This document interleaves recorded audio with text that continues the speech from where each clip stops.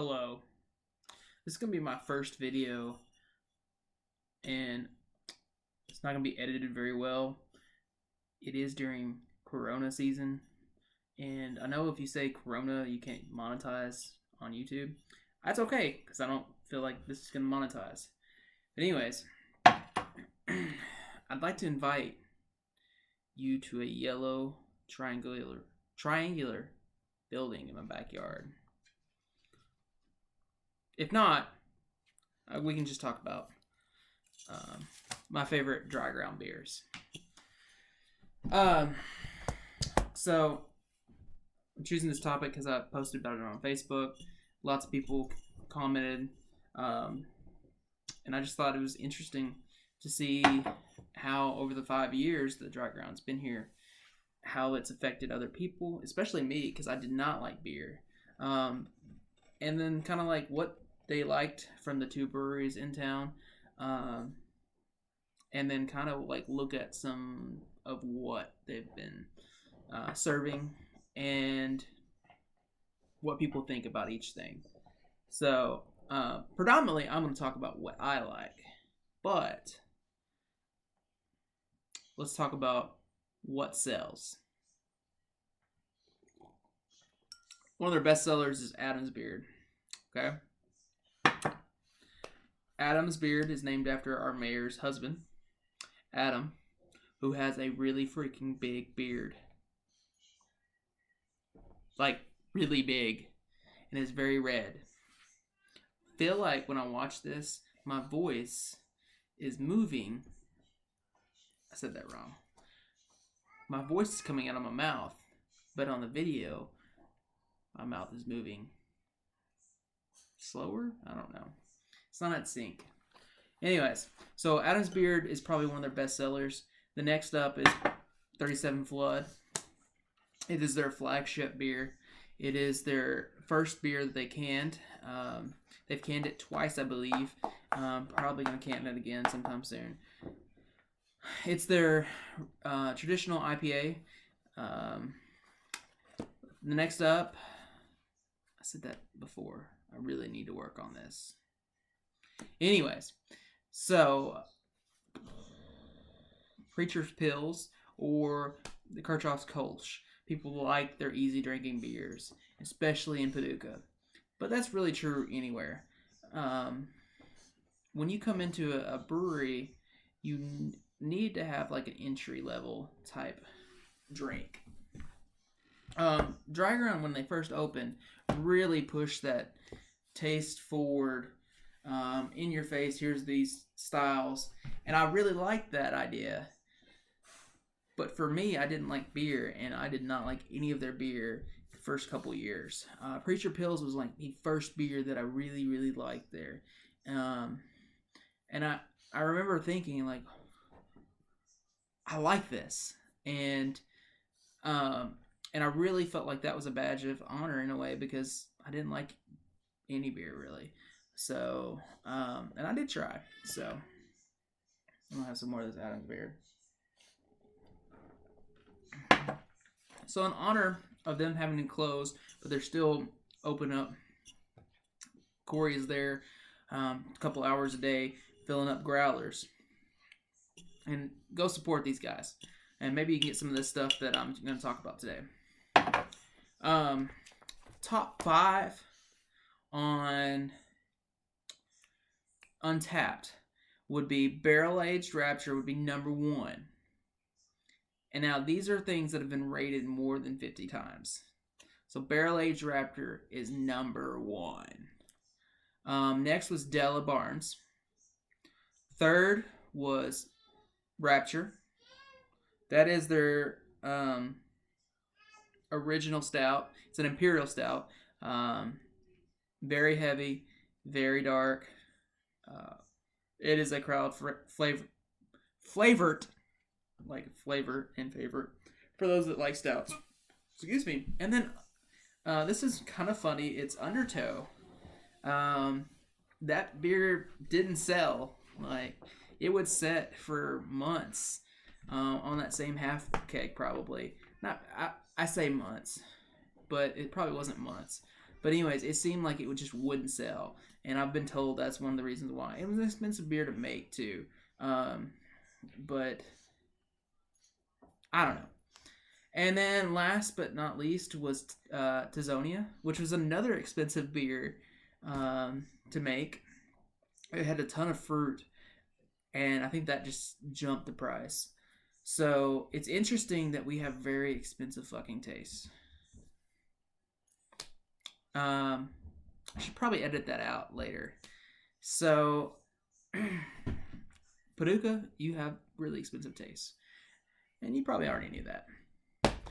So, when I talk about my top 5, number 5 is 37 Flood.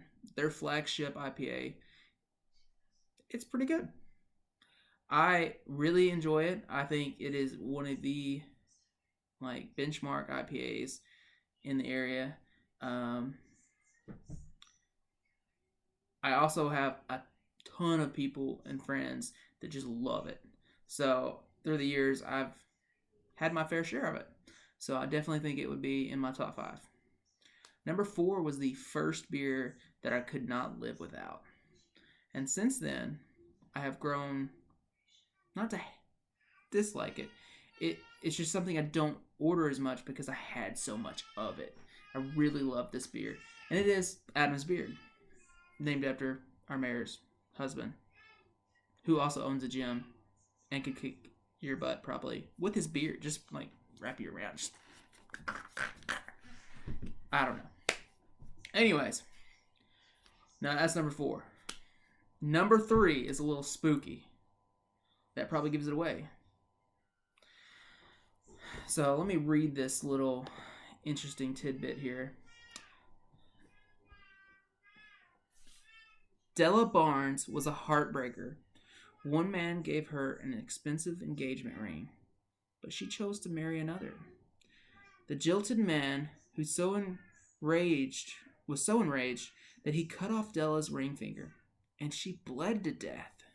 That is from Stone Man Gazette. It's like a blog. I don't know. You can look it up. Also, the neat thing about Della is that the first thing I don't know if it's neat. It's kind of weird that people did this, or maybe it's just the ghost or the legend. But her ring finger on her monument was the first thing that was to disappear. And then the people in town said that they saw her crying, or the statue crying blood or bleeding, and then the head disappeared. And it got to where I guess people just started taking parts. So now that it's all kind of just gone, and now just the foot of the monument is left. So that's really weird. People be crazy. Anyways, when we talk about Della, it's very interesting because it was one of the 4 beers they were going to do for Hazy, and I don't think they ever released the 4th, and I don't know if they are, especially after all the craziness that we've gone through this year. Now they have to shut down for a little while. But anyways, it was the second beer in that series of hazy beers, or hazy IPAs. A lot of people think that is a fad, and maybe it is. I don't know, but they're tasty, and I really enjoy them. So, basic white me? I don't know. I don't know. The flavor profile is intense tangerine, so that gets me right there. The grain they use is Golden Promise. The hops, this is where we're talking. The hops are Mosaic, Citra, and Eldorado. 2 of those are my absolute favorites. Mosaic and Citra are really good, and I really feel like Eldorado is a hop that I don't appreciate as much as I really should. It's used in a lot of beers. Mosaic, though, is in my favorite IPA, which is Homestyle, and it is super Mosaic, and that's the only hop they use in it. But anyways, back to Dry Ground beers. The yeast they use is American Ale. It's very hazy, and it is very good. So if you're looking for a hazy IPA with an intense tangerine flavor with a little bit of bitterness. That's where you need to be. All right. The next one, I'm not really sure that counts. And I am super, super sad I don't have any more in my house. On Saturday, I went and they were out of it. And I'm not sure they're ever going to make more of this. We just need a moment of silence. And a drink. This beer started out with Monkey Trial. I don't like Monkey Trial. I'm sorry. Some people really like it. In fact, when I posted this on Facebook, it was on several people's favorite beers. It's just too bitter for me, and that comes from where I don't like bitter, super bitter, which is ironic. I like IPAs, and I don't like earthy slash floral or earthy floral, and yeah, I don't know where I'm going with that, but earthy or floral, and it definitely is earthy to me, and it's definitely very bitter. It's supposed to have a strong citrus that dissipates into an intense bitterness. I think that is definitely the definition of Monkey Trial. However, with Panacea and Dry Ground, they created this best thing. And it really should be number one on my pick. But number one's coming. They used Panacea, gave them, or they bought Panacea pineapple and mango juices to pour into their Monkey Trial. So everything that I just complained about was not as sharp, not as intense, and those strong citrus flavors were even more highlighted. And guess what? This basic white girl really liked it. And I mean really liked it. Like, I might have put a huge dent in how much they had of that. But anyways, I love the pineapple mango Monkey Trial. And that's my number two. Number two, pineapple mango Monkey Trial. On that one, they use Pale Ale, Golden Promise as the grains, and then the hops are Falconer's Flight, Centennial, and CTZ. And two of those are hybrids, so I don't really know what they do. I just know that they are very earthy and very sometimes floral. The yeast is American Ale. All right, number one. You have waited way too long as I rambled through this. Number one.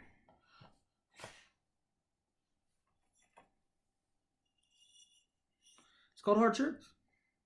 Now, I really liked Cold Hard Truth when it was a double English IPA. They did away with that, and then they brought it back one year when they started doing the Willet barrel age competition. And this Cold Hard Truth is the best beer that they make.